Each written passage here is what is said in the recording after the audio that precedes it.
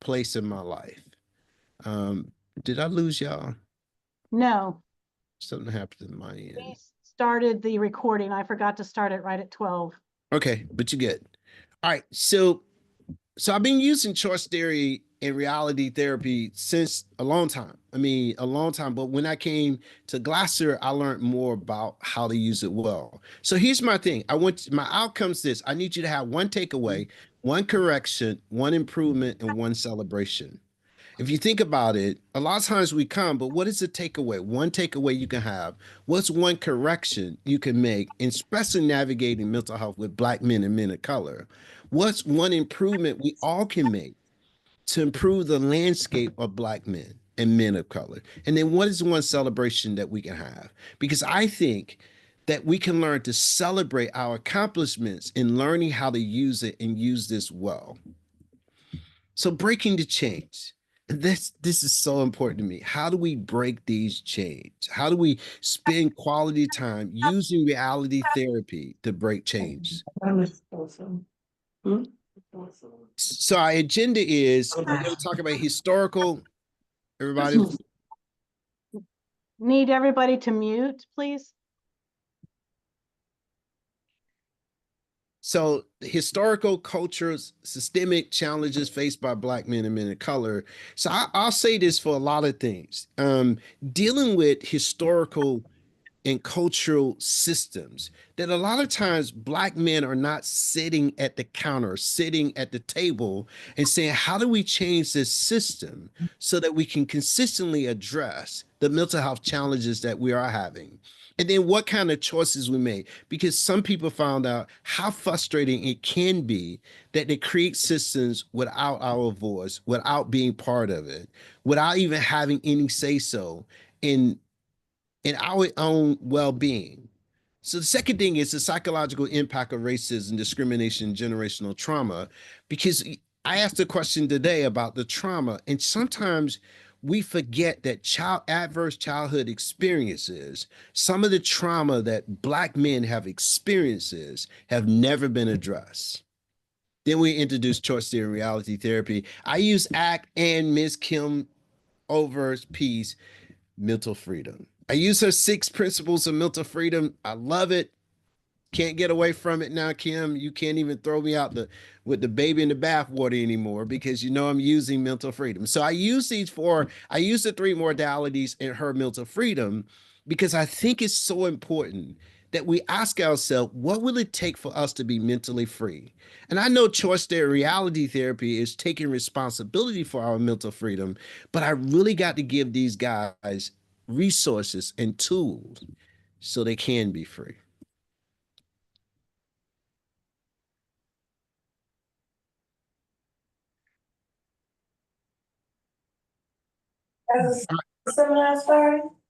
Yeah, but we can leave anytime. It don't matter.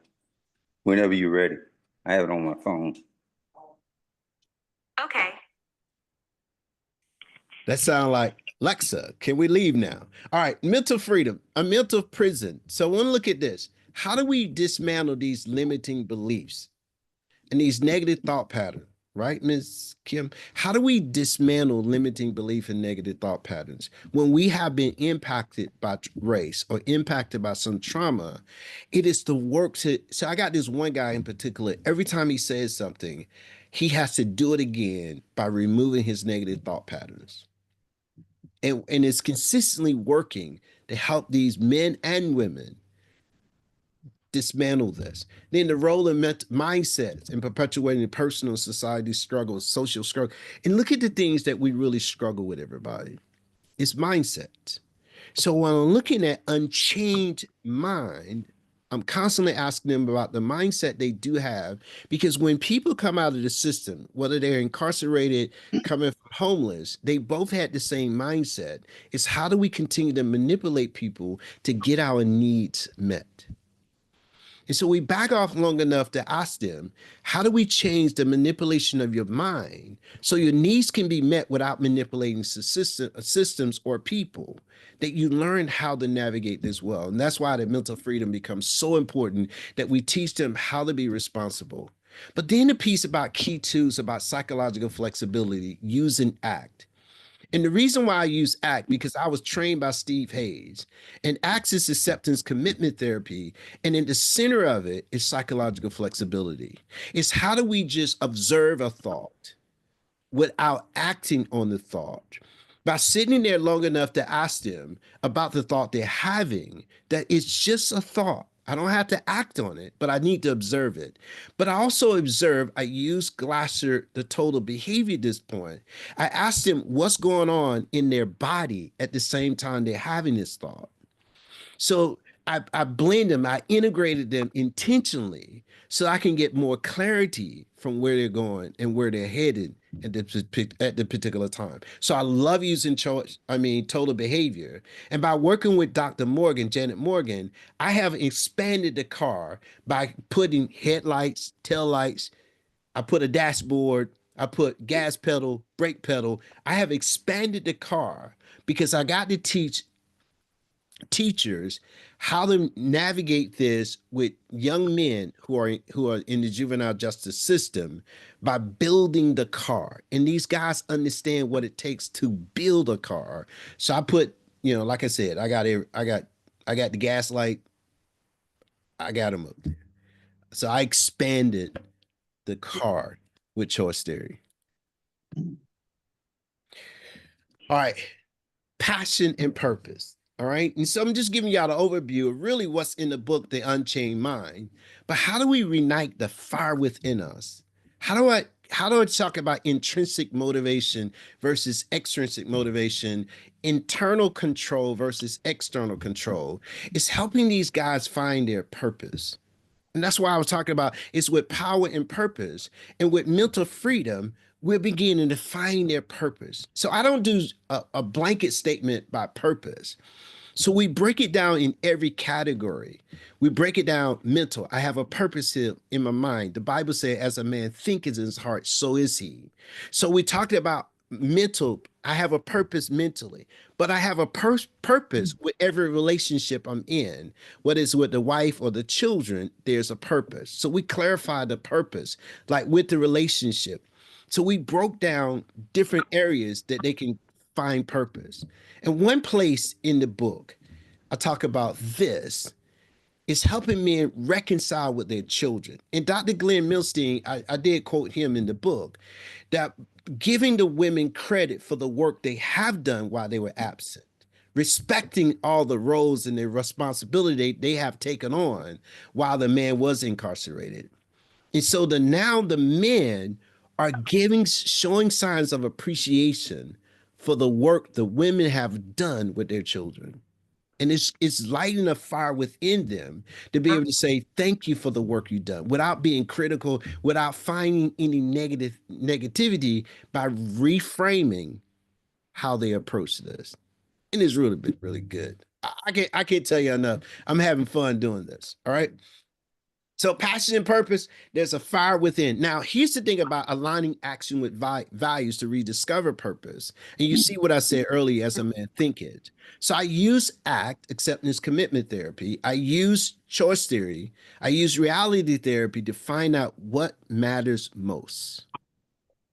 And by teaching them what matters most, by having them work through their values by what matters most. Now, you got to remember now, in certain cultures, we didn't hear values. It was the unwritten assumption that people knew the values. So we basically back off for a moment and start asking them to look at their values, to find out what matters most, and then discover there's purpose behind it. So I have used Viktor Frankl about purpose and meaning. I have used that to show them that they can find purpose in what they're doing. And they have. I mean, it's amazing. It's just absolutely amazing what I'm seeing with these guys are also starting their own companies. I mean, these guys are holding each other accountable to a higher standard. I mean, it's just amazing what I see these guys are doing, because now they start to see they have personal worth. They're seeing their lives just change right before everybody. And it is so good. I celebrate this. That's why I have so many celebrations about what's going on in these guys' life. Accountability in action. this what keeps them moving forward. We have built accountability into every setting that we have. And so they hold each other accountable. They all live in these highways, houses, and they hold each other accountable for how we're moving the needle. They hold them accountable. They take drug tests consistently. They are always tested on drugs. They making sure if they got anything in their system, they hold each other accountable for working on it. Here's our plan. How we're gonna get this out? Because we don't throw them away, we work with them, because some of the guys have had these struggles in their lives and nobody would give them a second chance or give them a third chance or give them another chance. So we built this accountability. So what it looks like for us, accountability is being connected in the community. They have to stay connected in the community. They have to do work outside of the community. They have to do work in their community outside. They have to do different things. They have to volunteer to do different things. And so we create this accountability for their growth and healing.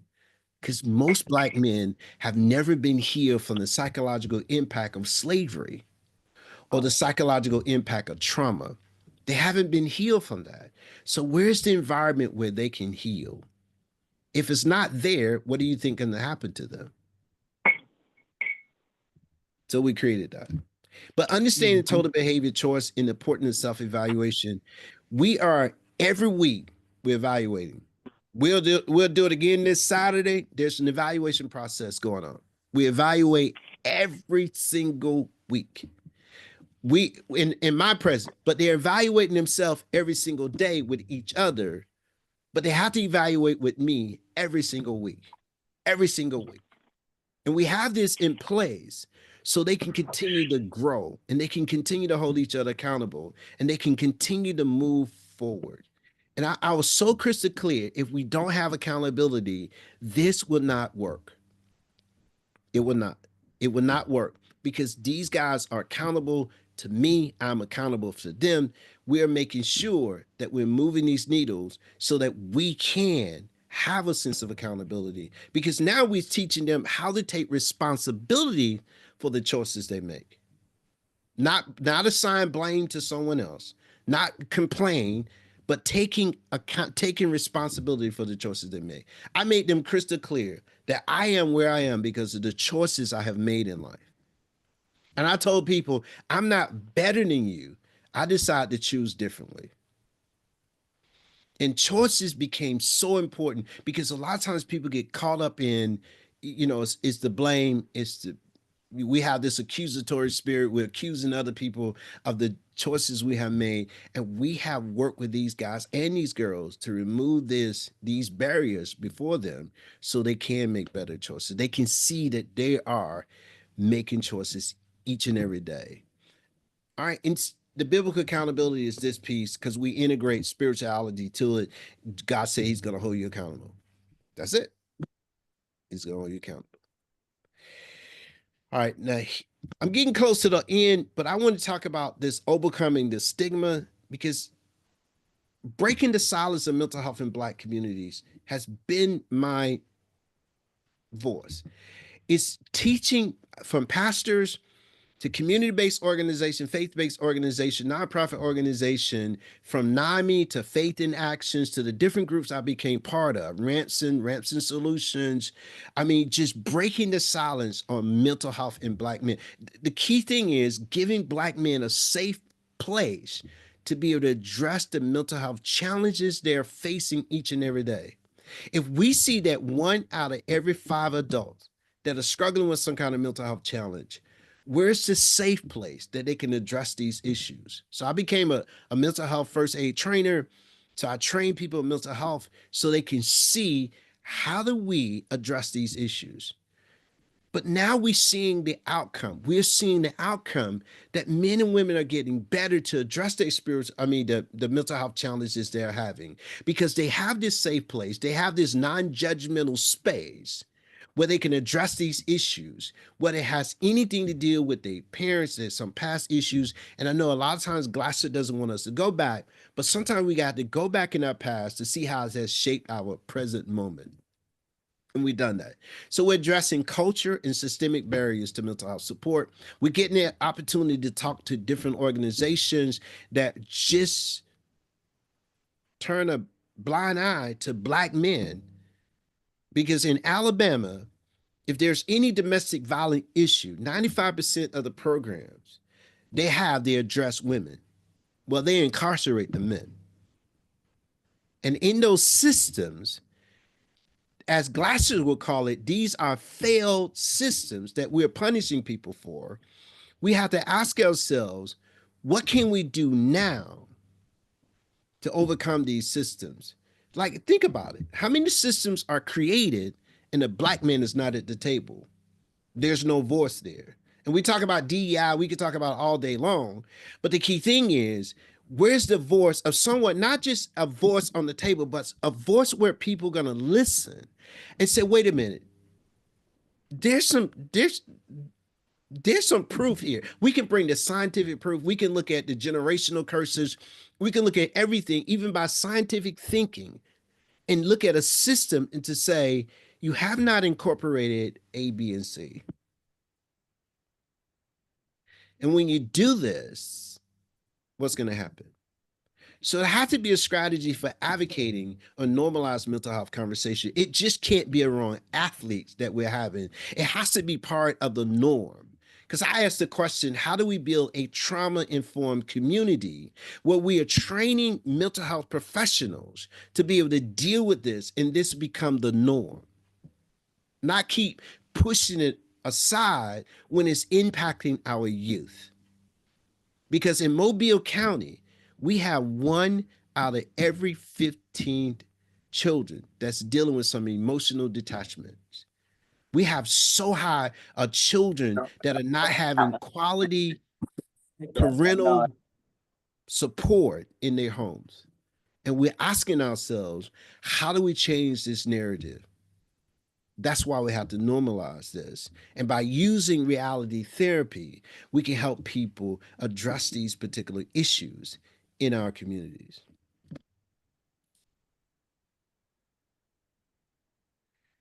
So building resilience is very important.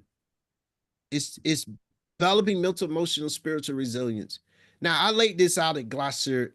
There's 10 different areas that I think is important, but the mental, emotion, and spiritual resilience, especially when we're integrating the faith-based community, we're asking the question, how do we create a mentality or a culture where people learn how to bounce back from the issues and the challenges they had? And we're trying to create this culture because I say anything is creating a culture where people feel like they can bounce back. They can bounce back from the whatever trauma they have encountered in life by learning how to make better choices.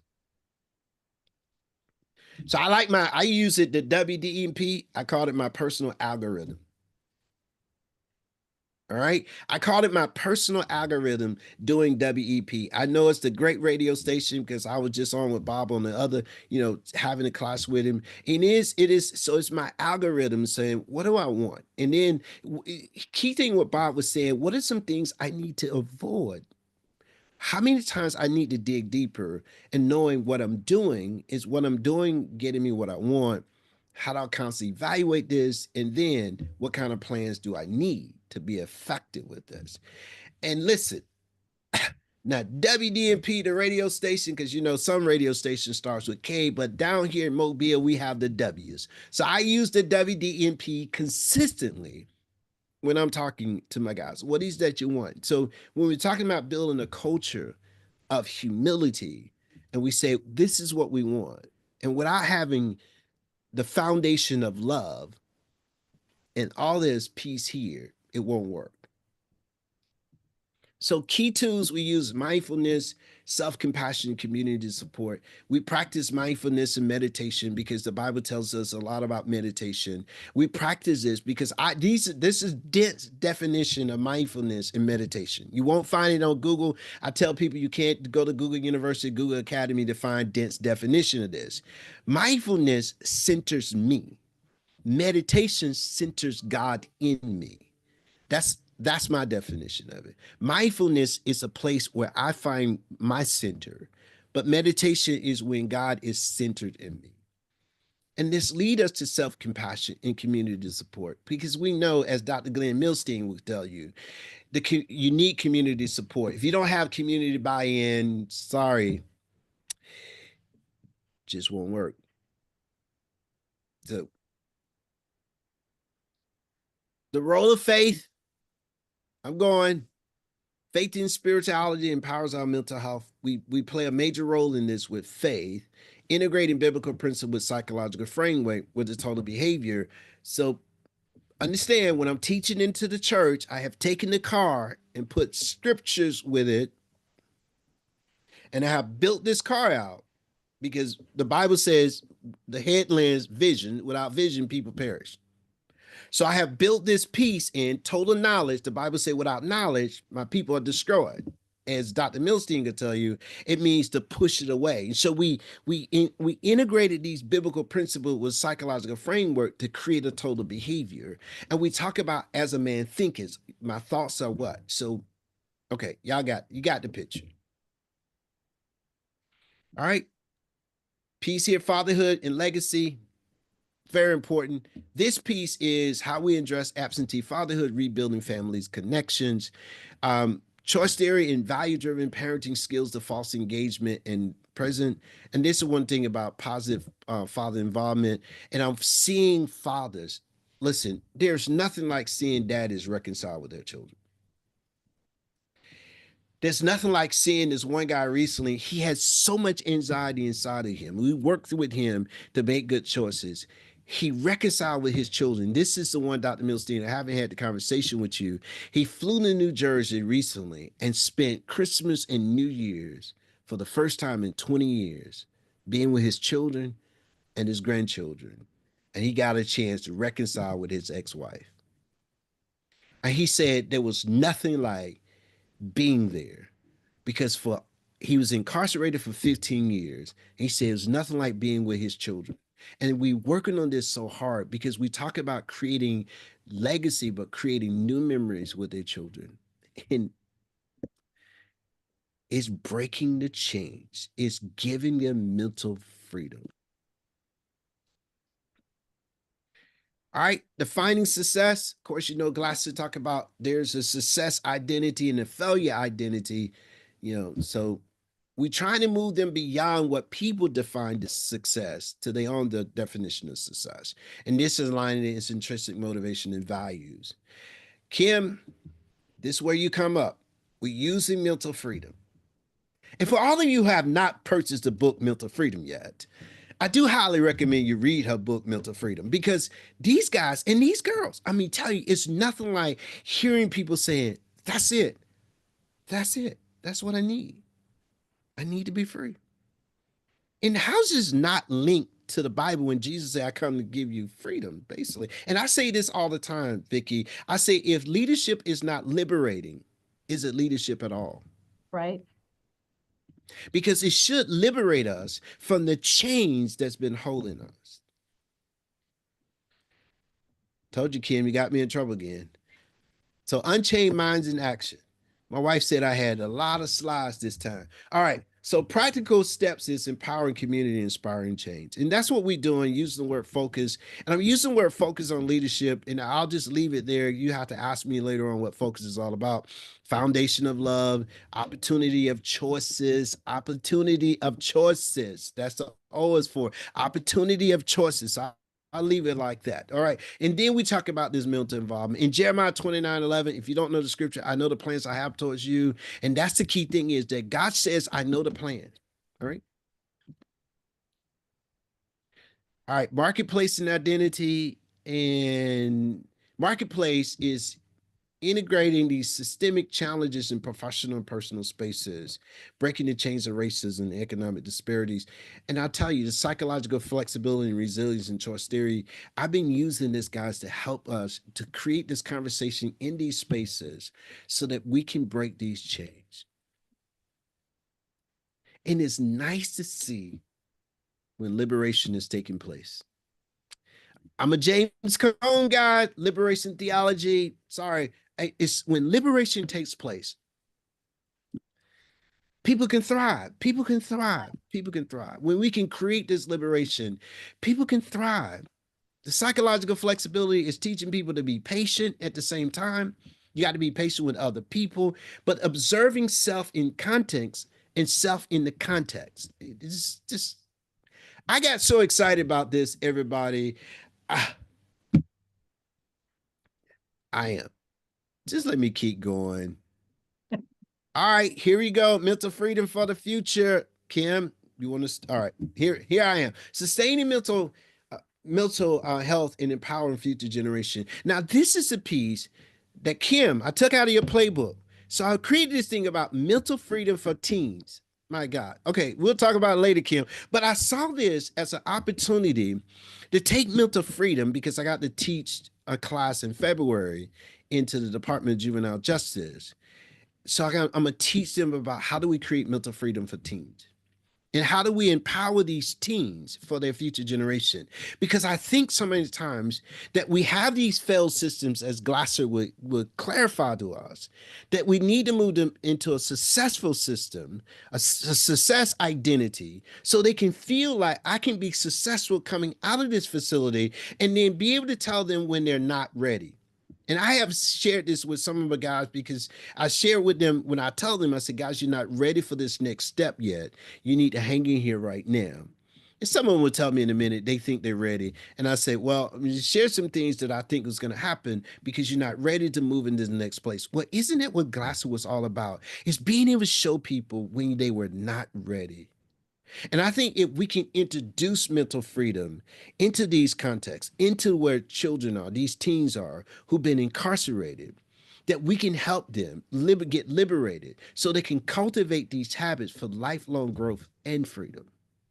In Romans 8:28, I know that all things work together for good of those who love the Lord and called according to his purpose. So I know there's a purpose for why mental freedom needs to be addressed with teenagers.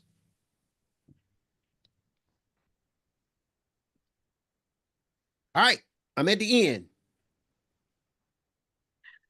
Wow. That was so much information. Yes, let's give him a hand.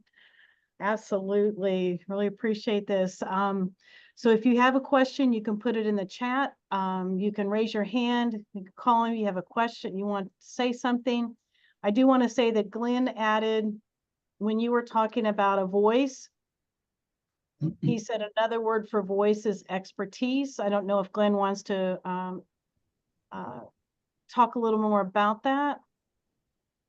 Yeah, really straightforward. It's the turning it inside out bit. And Charles and I have been in dialogue for a long time, but we're in a new epoch for right now. We're in a big power shift right now. And there's the assertion that diversity is somehow looking for some smaller bit of information or lessening our information or going for a smaller place, when in fact it's expanding expertise. And to Charles' point, by not having people at the table, you think you can bring information to a table, but then you're not bringing if you don't have the actual voice there, you don't have the expertise there. So you can't pretend you're making new policy, new programming that's useful for mental health if you don't have all the expertise of humanity at your table.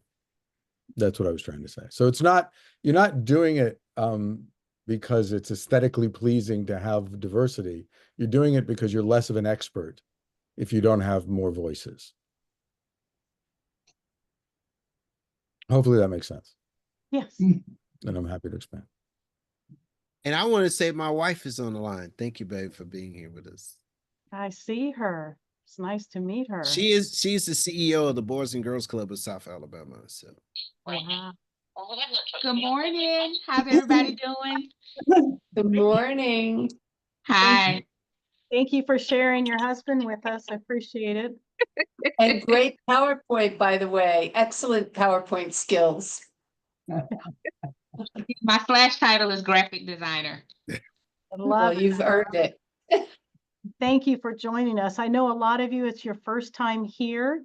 We have an open forum after the presentation is done to ask questions, make comments. Please send us your email address in the chat box. Yes. We'd like to stay in touch. Who else would like to make a comment? Okay, we've got someone with their hand up. I'm sorry, I don't want to butcher your Ned. name. Ned, Thomas? Ned? Okay, go ahead, Ned.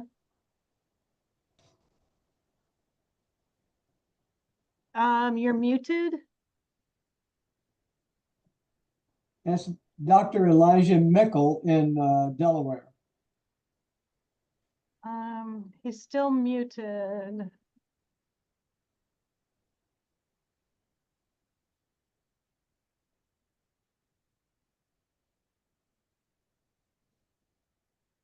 I'm sorry, I can't get him unmuted.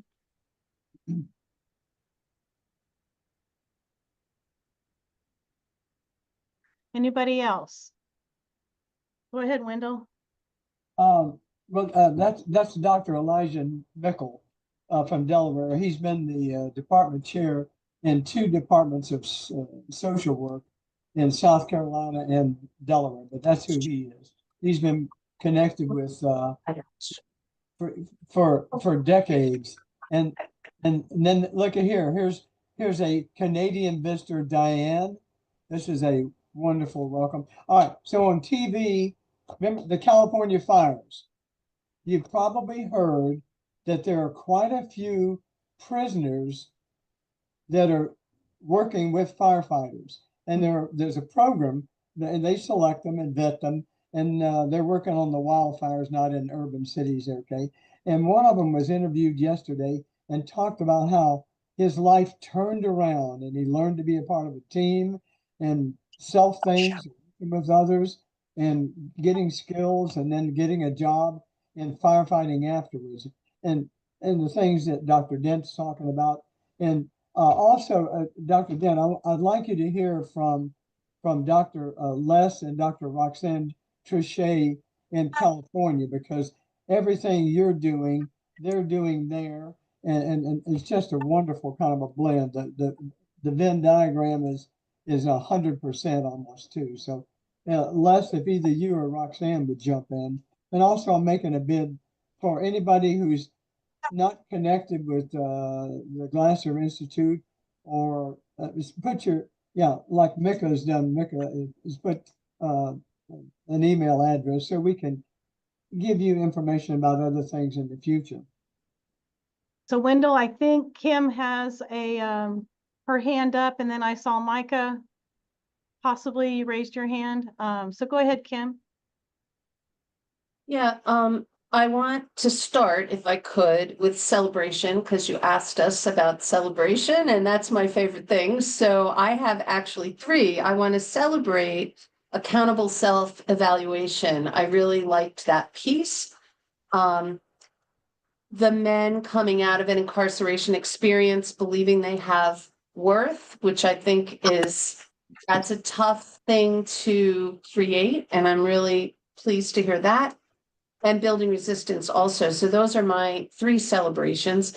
And my question is, because I know you're a pastor and it's biblical teachings that you ground this in, I wonder if you work with Muslim people also, and if the Quran would come into this in any way. Just curious about that. Yes, but I haven't had the opportunity to do it because the last group of Muslims I worked with was in Augusta, Georgia, and they were so open to so many other things. Um, and I have yet to have that population here in Mobile. At least I haven't found them here, but I know they're here, but not like they were in Augusta. In Augusta, Georgia, I was able to work with them, and we have open dialogues about the Quran, and we can talk about different things. And we talk most of the time we talked about what we had was similar than when we had was different. And because we all have these mental health challenges that we're having, and especially sometimes in different religion, because we suffer a lot from spiritual injuries as well, and sometimes it's difficult for people to say, I haven't encountered some kind of spiritual injury in the church. So I haven't, not here, Kim, but I have when I was in Georgia. but I haven't had the chance here. Okay, thank you. Neb, do you want to try? Go ahead. I'm sorry, my computer froze on me, but thank you for waiting. I thought it was an excellent presentation. I've had an opportunity to read your book only once though, but so, and I find it quite interesting. My question has to do with the construct or concept or idea of spirituality as a basic need. My only work is having to do with African-centered reality therapy, which goes back many, many thousands of years to not only Kemet, but the continent itself. And I've always included spirituality as a basic need.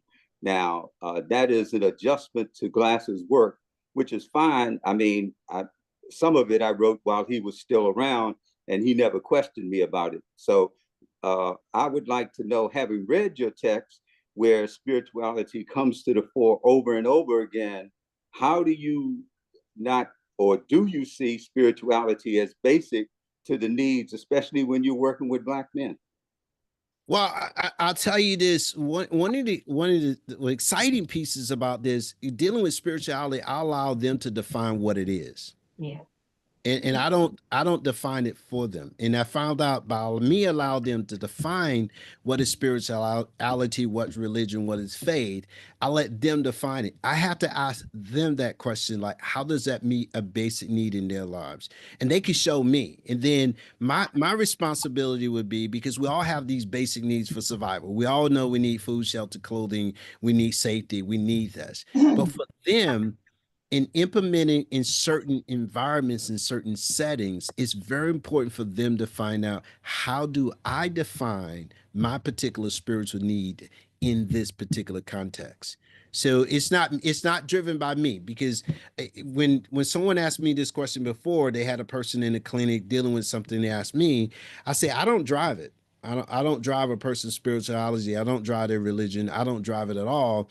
I'll sit in the passenger seat, not the back seat with the back seat driver. I just sit in the passenger seat and say, okay, where are we going with this? How's this working for you? And I ask the right questions. And at the same time, they can do their own evaluation of it, because that's not my responsibility. That's theirs. But just a quick follow-up, and I won't ask another question. In your text, you use biblical quotations, and is that spirituality or is that religion? And I wasn't really asking you, how do you define it? I was asking you if you saw it as a basic need. But thank you. Oh yeah, absolutely. Absolutely. A basic need, absolutely.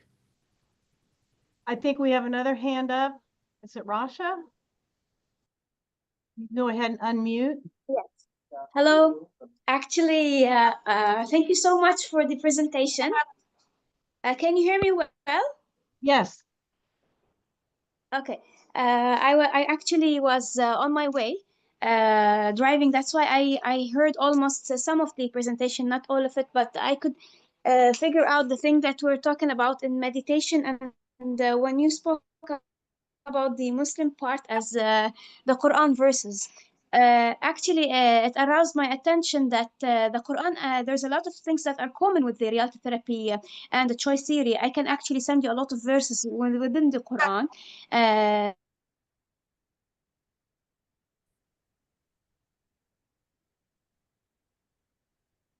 Uh-oh, did she get frozen? Yep, she did. Oh, I'm so sorry. Working with several people, and in order to show them about the how choice theory can make this kind of a change, and how if we go for the WDEP in a way or another for the students, they can make those changes, or they can make those choices differently. So I also need some research part and backup. That's why I keep on finding some articles about the choice theory, although I read almost all the books of William Glasser and Webalding, and in English for sure. And we're trying to, as much as we can, to apply them. I'm not a trainer in reality therapy. I'm a social worker, but I actually finished level 5. And Mr. Wendell was going. I already met him, and he knows about my certification part. Thank you so much for the presentation. It was very helpful. And if you need any help or if there's anything that we can do together, I'm ready for that. Thank you so much. Where are you calling from? I'm calling, and now I'm in Qatar because I left Lebanon since there's war in Lebanon.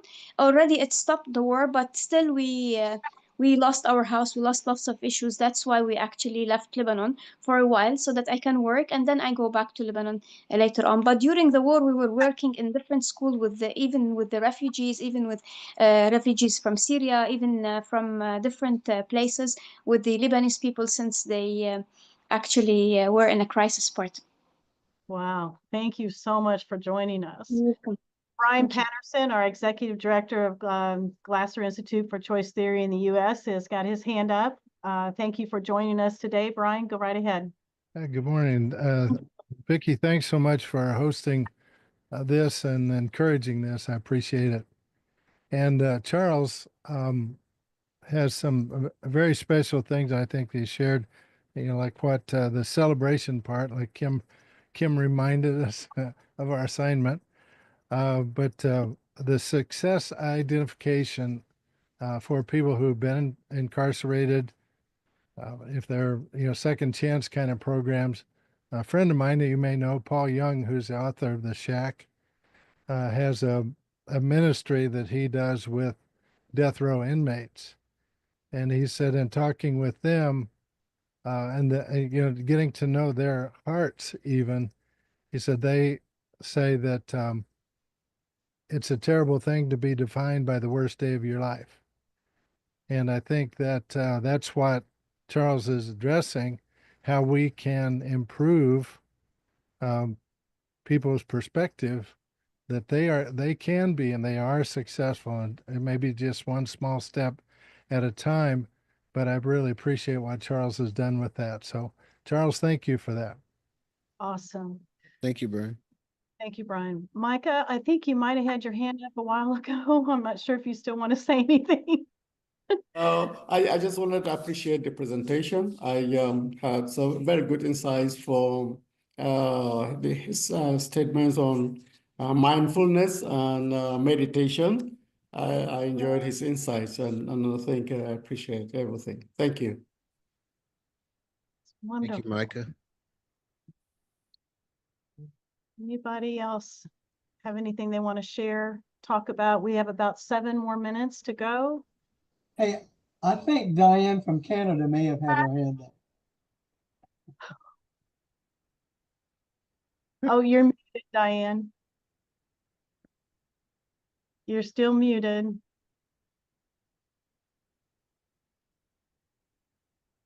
Vicki, send her the request to unmute. I think that makes it easier. I think she got it. Well, I was hoping she had it. Marcus, while Let's we're see, waiting. am I unmuted now? Yeah, Yeah. you're on now. Go ahead, So- ma'am. I just say I'm just a listener here and I appreciate being included. Well, thank you. I'm glad you joined us from. And one of my jobs when I lived in California, and I went with Glasser to the Ventura School in the very beginning when he was just writing the book Reality Therapy. So I'm probably the oldest one in the group here.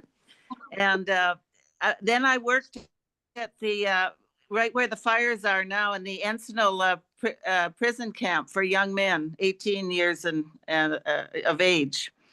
And so I understand it's a real challenge to make the shift that we're wanting. So, Thank but you. I use reality therapy in a lot of questions, like the "could you have done worse" question is a really important one. And the answer you're looking for, of course, is not meet my need, you see. So they have to know the needs to answer that. But it's a very healing process in the correctional setting. Could you have done worse? I could have not tried to solve the situation, you see, or could not have come in the room. I wanted to walk right by the room and not even talk to you. There's a lot of could you have done worse, and that the minute the person sees that, then you can easily say move from there. Can you do better? Do you want to do better? Do you want my help, or do you want the group's help? Yeah, thank you, You're Marcus. welcome. He's our vice president of the Glasser Institute for Choice Theory, our board. Welcome. I saw your hand up a few minutes ago. Would you like to go ahead? Yeah, I don't think I have. Oh, maybe I do. I just wanted to say thank you, first of all, for Dr. Dent sharing this information. It was, excellent information, and not only food for thought, but you're actually out there doing the work and changing lives, and I think that's to be commended. I had one question I thought about earlier as when you're articulating that we're where we are based on the choices we made in the past. Do you quantify that in any way for people by saying, you understand that everybody's circumstance is different, so your starting line might be different, or people say life isn't fair. Your choices still impact where you end up, but somebody's choices still, they might have different choices than you had, and even though a person might pick the wrong choices, someone picking the right choices gets them to a certain point, and a different person picking those same right choices gets them to another point. Is there any acknowledgement of life isn't fair, but your choices impact your life, or is that something that doesn't come up because the way you articulate choice is the most important thing? Well, Marcus, there's no doubts, and I don't know if people really know how much I struggle with that, because, like I mentioned when I was with you guys in Chicago, how did Jim Crow invaded my quality world, and then my choices was basically I didn't get an opportunity to say anything, or even children dealing with injustice, not knowing how to articulate abuse or anything of this nature. So how do I choose when the choices are made for me? Oh, how do I choose when I don't know what choice to make? It's I mean, because for example, when I went through all the things dealing with race and discrimination, things of this nature, like when I was in the military and I made the choice, I made the right choice to do the right thing. Well, someone didn't make the choice to give me the reward for the right thing I was doing. So, it becomes really difficult to say, yeah, I made the right choice. Yes, I did everything of this nature.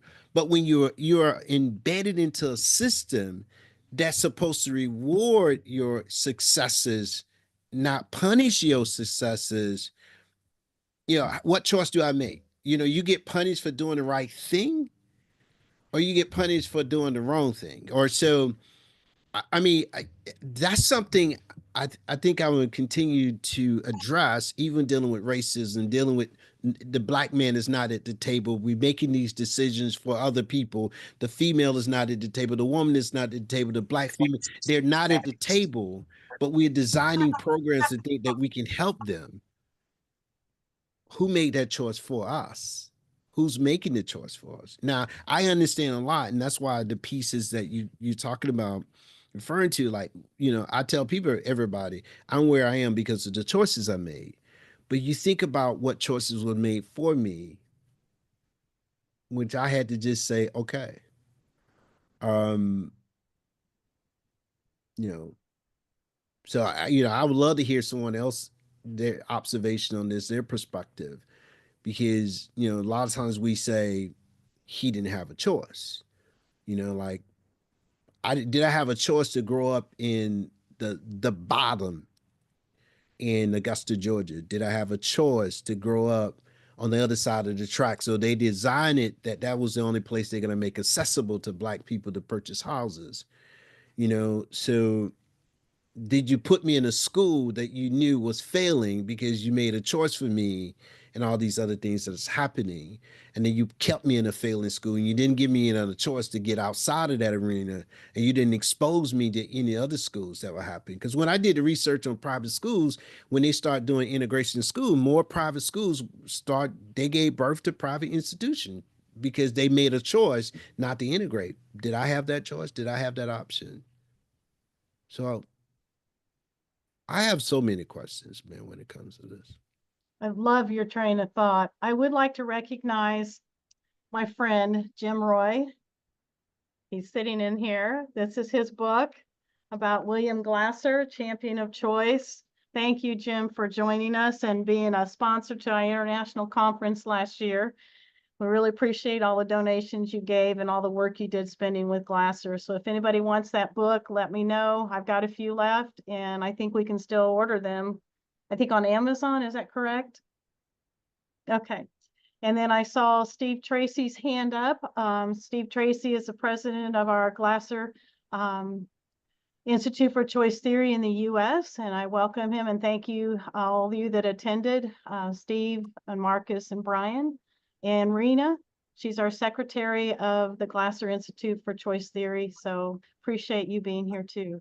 Go ahead, Steve. Thanks, Vicki. And Charles, thank you for a very impassioned and focused presentation. You've given us a lot to think about. Whenever I hear somebody say, I didn't have a choice, I'm reminded of a time years ago when I was trying to explain these choice theory ideas to young men in juvenile detention here in Connecticut. And that's what they said to me. You know, they said, we don't have the choices that you probably had, Dr. Tracy, because I live in such and such of a neighborhood in Bridgeport or whatever. I don't have any choices. And the examples that I love to give them at that point, one you've already mentioned, which is Viktor Frankl and his book, Man's Search for Meaning. You know, read about this man and talk about who has choices. And the other example I think is very telling is Stephen Hawking. Here's a man who literally couldn't move anything but his eyes in the latter part of his life, and yet made the choice to become one of the most renowned physicists and writers of the 20th century. So I think we need to be prepared to explain to people, or even to ourselves, whenever we hear, I had no choice, that there are examples out there of courageous people who have found choices in the midst of horrible situations. And thank you again for sharing your wisdom with us today, Charles. Yes, You're welcome. Kim had her hand up, Vicki. Oh, I missed it. Kim, go right ahead. You'll have to unmute. Did she say no? Oh, she's muted. I'm sorry. Les and Roxanne, I don't know if you want to share. They do amazing work in California. Yeah. Okay, so, I'm go sorry, ahead. Kim. No, go ahead, Kim.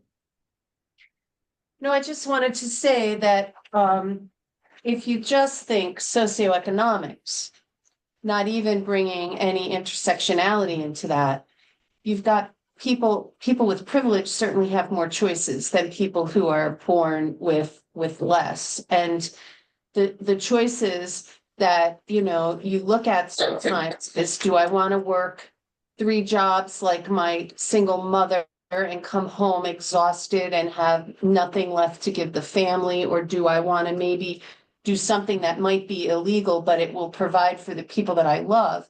Sometimes that's a choice. And I think the important thing for us is not to judge those choices, but to maybe help people see that there are choices that they may not be able to see given their situation. And some choices, Charles, like you said, are not available or are made for you. So those go into the realm of, well, I didn't have any choice in this. I can't control those things, but I can control these things. And I think that's where the focus needs to be, on what we have control over, even if it's just, as Viktor Frankl wrote about, how we think about things.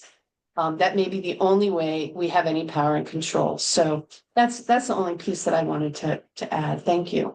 And I'll say this, Vicky, before let's go. But think about it. Viktor Frankl was what? A psychologist, psychiatrist? Come on. I mean, come on now. So his mindset is so different than a 14-year-old who may have not been exposed to different choices or resources that's available. So, you know, it's like you try if we create these systems that we throw certain people in and going like, man, I just trying to get a piece of bread on the table. I'm just trying to keep the lights on for us. And because what choices out there that's available for me, and when you go like create this aha moment for me, like aha, so there's other options that's out there for me as well, that I never been exposed to these resources, and I'm not privileged. I don't understand them. I'm 14, I'm 12, I'm 12. I don't understand this. And my parents working 3 or 4 jobs, my mom's out there working, and she's rarely home with us. What choice did she make? Oh, no one told her you don't have to work 3 or 4 jobs. You could find one job. Oh, you can go back to school. Can I afford to go back to school? Do I have these choices? And I think when coming to the table with these Black men and men of color, allowing them to tell me what they see in their perspective of it, and giving them saying, I hear what you're saying, but have you thought about? No, I have not. So, and by creating these other options for them, and they in exposing to different resources and expose them around different people, it has given them the courage to say, I can make a better choice. I can choose differently. Because some people don't have the courage to make those choices, to have to create the courage to give them the confidence that they can choose differently. And I see the work that's being done with them. It's not just this piece of like, I gotta help them see there's different options. They can unchain their mind. They can navigate their mental health and their mental well-being. And here's the tools that you need.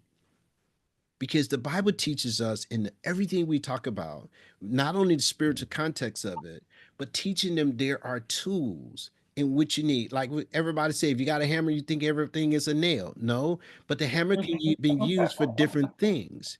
You can pull the nail out. So I really appreciate everybody chiming into this. And I'm telling you, how's it working? It works by giving them the space to be able to talk about the things that they're dealing with, non-judgmental, and having a sense of justice in the room.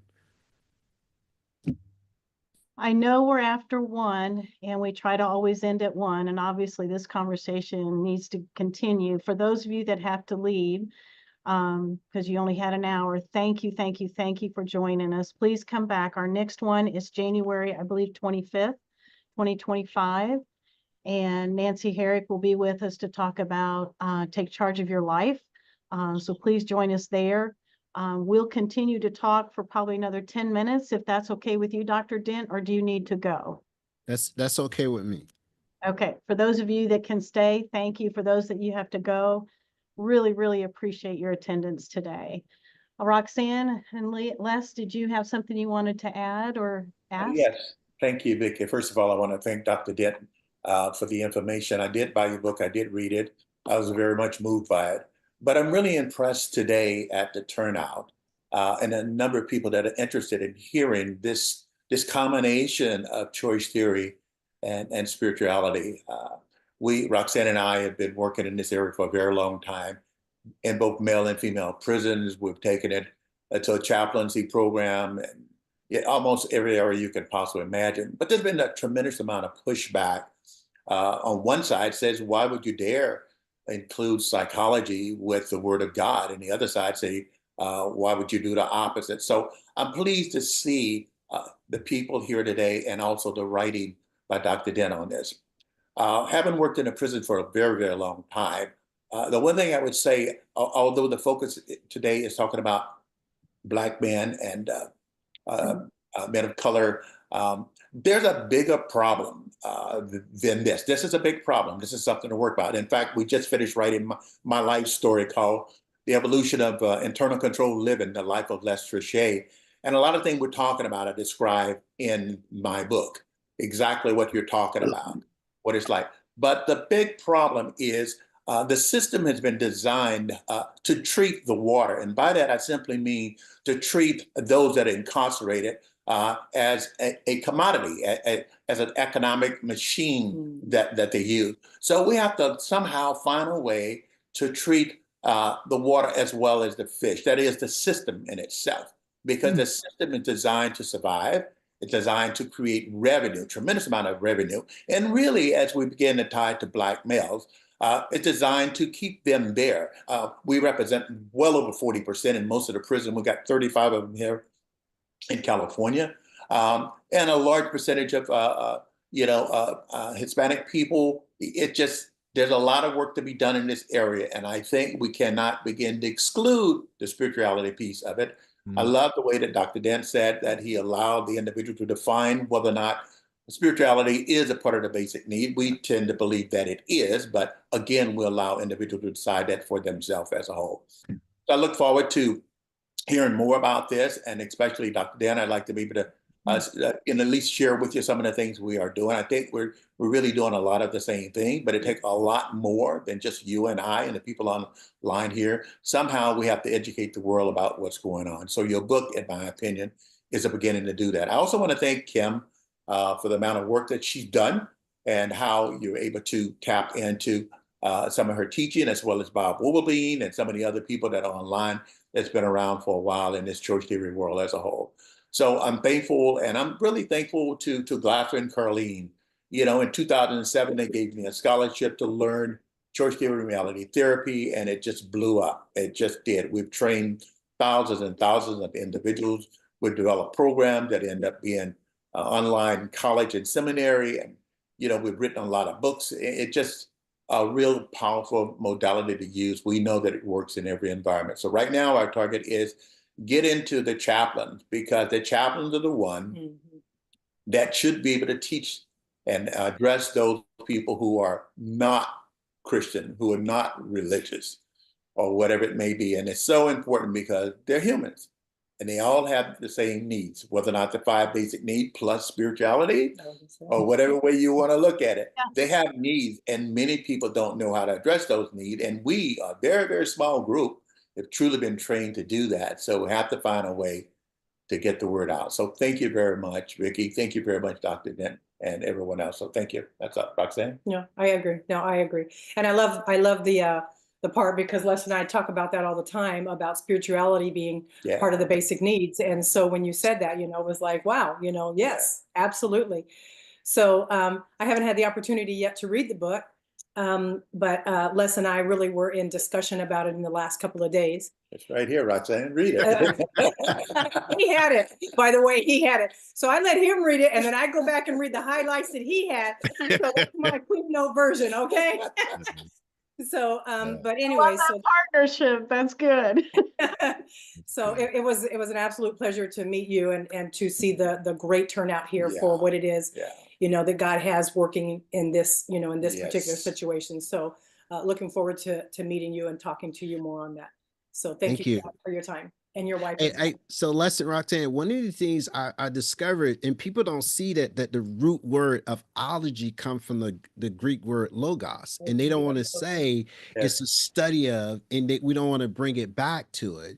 So dealing with spiritual psychology and spiritual theology, that people sometimes have divorced that, and they don't realize we might be in the predicament we're in today because we have divorced ourselves from spirituality, and we have divorced ourselves thinking that we can navigate this life or this mental health challenges that we have without it. And these guys, I'm telling you, they really, I mean, hearing them talk about repentance and hearing them talk about changing their mind, and I don't have to lead it. I can just listen long enough to hear how they're doing it. And so, you know, because I think when you force it on people, they regurgitate it too quickly. You got to get them to the place they can chew on it. Because I said the mother of all learning, we say, is repetition. I said the father of all learning is taking action, but the child of all learning is studying. Who has taught them how to study even their own behavior? That's right. And so we get a chance to do more of that. So I really appreciate you guys, you know, buying the book, purchasing it. I really love it, because there's some other things I'm working on now. The piece that I'm really writing, my history about racism and what I saw from it from a child, from the time of standing at the water fountain, messing with the color in the white water. You need to read my book. That's all. I wrote your name down, so I'm gonna go ahead and get it. Well, Dr. Dent, we can't thank you enough. I knew this was going to be amazing, and I'd like to be able to have you come back. We want to thank him and everyone that joined. I'm going to go ahead and stop the recording now. Thank you, Vic.